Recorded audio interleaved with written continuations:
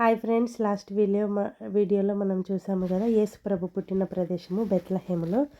యేసు ప్రభు పుట్టిన తర్వాత గాబ్రియేలు దూత వచ్చి గొల్లలకు చెప్తుంది కదండి, మీకోసము లోకరక్షకుడు పుట్టాడు, వెళ్ళి అతనిని చూసి ఆరాధించండి అని.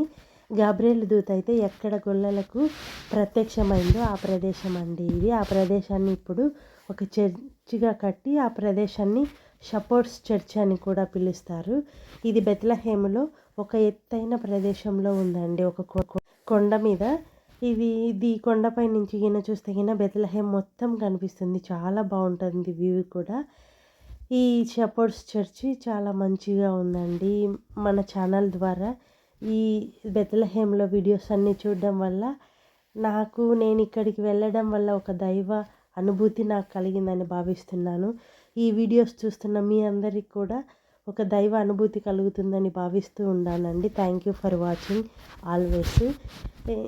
మనము మత్తయి సువార్త 5వ అధ్యాయంలో చూసాము కదండి, blessed are the pure in heart for they shall see the God అని. నేను ఈ అద్భుతాన్ని చూశాను కాబట్టి మీకు కూడా చూపించాలని మన ఛానల్ ద్వారా పెట్టానండి. Thank you. ఇట్లాంటి మంచి మంచి వీడియోలు మీకు కావాలి, ఇంకా ఇజ్రాయెల్ గురించి చాలా తెలుసుకోవాలంటే కింద మన ఛానల్లో కమెంట్స్ చేయండి.